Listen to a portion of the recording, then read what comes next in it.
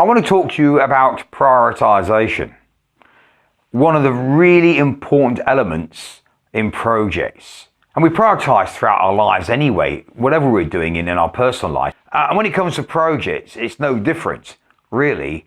The irony is that somehow we seem to have not been doing this for a while. Now suddenly somebody's come up with the fact that it's an agile activity or technique, and now we can go and do this.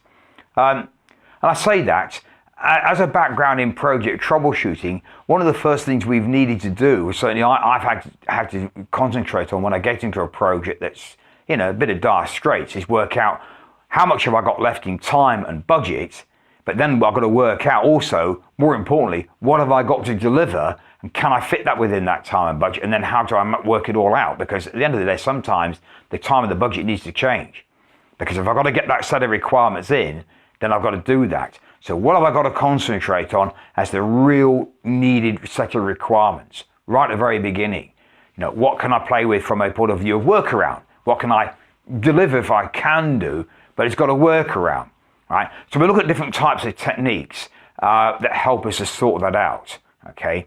So I'll start with a very simple, we'll look at some of the different types of techniques. Most of them are very similar, just got a different naming. At the end of the day, the principle behind them is all the same.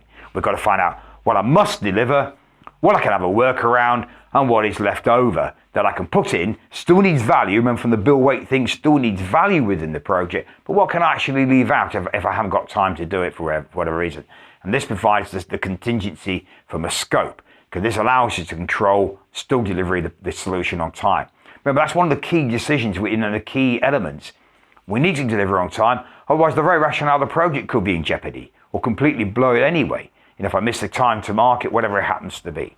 So we need to prioritize. So some of the different techniques we have in here are, Moscow is probably the most well-known one of late anyway. Like musts, shoulds, coulds, and the won'ts. Awful really, the willn'ts if you like, or the will nots. Just this time around, by the way, remember, what we put out right now doesn't necessarily stay out for the rest of the project. We need to understand their level, right, within the project. So obviously we have other ones like high, medium, and low. Same principle really, a high requirement, a low requirement, what's it meaningful within the project? Other types like numerics, numeric formats.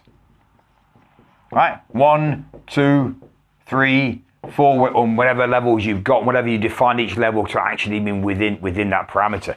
The first priority, some call mandated requirements. It doesn't really matter at the end of the day. The principle still behind them is all the same. What value do they give? Now, that's an interesting one. To a certain extent, they should all give value, but that level of value can be divvied up between each particular requirement. Again, high, medium, and low value, or a boundary of framework, you know, of actual expense value, if you like, a benefit value. How do you want to work that out, actually? And that could be linked to an investment viewpoint as well. What's the relevance between the value and the investment, the return on my investment? Again, it's just another way of looking at it. And a last one called Cano. Right? And Cano looks at, we'll look at that in a bit more detail too as the Moscow one, because these are probably the two that are a bit more specific. It looks at, you know, what I will deliver, what I want to deliver, and what's the wow factor, right? So the will here is a bit like the must. They will be delivered because without these particular requirements, you know, the thing isn't going to work. We're going to get a lot of dissatisfied customers, especially business customers. What we expect to get out of it, the shoulds, they ought to be there. We want them in there anyway. That's a de facto, but we might not get everything we want. That usually happens, right? So that can happen too. So that could be just like satisfiers, if you like, from that particular perspective. And the final one are the wow factor. Those that I'll deliver, a bit like the coulds. If I get them in there, that's the added value on the cake, the icing on the cake, if you will. But from a different perspective in some respects, because really, we're looking here about what we can leave out. And technically, you can leave out the wow factor, but it adds a different dimension to it. So that's quite interesting. And we'll have a look at that in more detail. I'll write that up in more detail. But let's have a look generally what we're trying to do here from a principle point of view. Let's explain the Moscow one, or any one of them. Let's have a look at a cake. So what do you think are the most important components, not ingredients, the most important components? If you had a cake, like a vanilla sponge, what it happens to be, or a birthday cake, wedding cake, slight variation on how they finish, but it doesn't matter. We have a cake. What are the main parts of a cake? Right? So the cake's up here, right? What would be the next level down? So in this case, we have the sponge. Yes? We have the sponge of a cake. We have the filling. I'll use red for jam. We have fillings in a cake. Could be chocolate, mind you, if you like. Right. Around the cake, we may have some icing. For instance, hundreds and thousands decorations. So we have the icing on the cake. And depending whether you're doing a birthday cake or you're doing a wedding cake, you'd have something on the top. So let's put candles up here just for a birthday cake, right? If you like. Now, variation of a theme, but the principle's the same at the end of the day. The first thing is that for the cake, I must have the sponge. No sponge, no cake. This is a fact. No sponge, no cake. So these are considered the musts, right? The high ones, the high level requirements. Number one in value if you want, from a numeric point of view, and from a Kano point of view, this is the wills, right? They will be there, okay, from a Kano perspective. The jam. So the jam in the middle really now becomes my shoulds, right? These are the shoulds. I should put the jam in there. Without it, it's a little bit dry. I can leave it out. It's still a cake without it, more like a muffin, really, if you like. If you've just got one slice of a sponge in the end. But look, I can leave that out. Not the best thing to do. I really ought to put that in there. And again, so that's the medium relative low investment or medium investment. The Kano, this is the want bit. So these are the shoulds or the wants, if you like, from a Kano perspective. Yeah. And then the next bit, I might have a look at the icing on the cake. So if I'm looking at a wedding cake, that really ought to have the icing around it. I mean, don't forget, at the end of the day, the marzipan and the icing is only to stop it drying out, right? So from this point of view, these could be the coulds, I beg your pardon, right? The coulds, or in that case, you know, as far as Kano is concerned, the wows, right? Or number three, if you like, or the low version, the low requirements. It's not crucial to the cake. The cake and the jam in the middle is usually the crucial bit, right? Now you might argue, well, the candles, a decorative bit, if you like, are the won'ts this time round. If you don't want to have them, if it's a wedding cake, you won't have candles on it because it's a won't. Therefore, it becomes a won't, I beg your pardon. If it's the other way around, you might say, well, some things I'll have on. If it's a birthday cake, I need to have the candles. But the principle is just to give some sort of simple explanation here. So these are the won'ts at this time.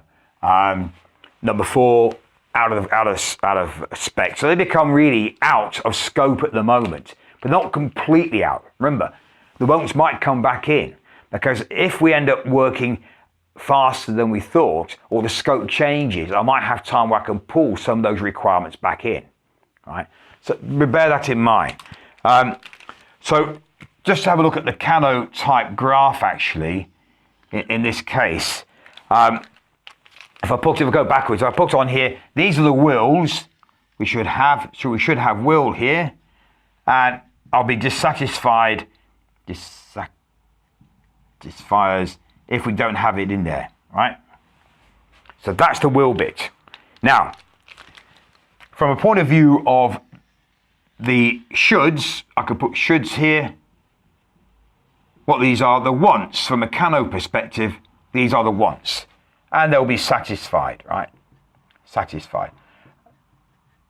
This is the negative bit, and this is the positive aspect of it. So like you can see, the less we put in that we should have, the more dissatisfied.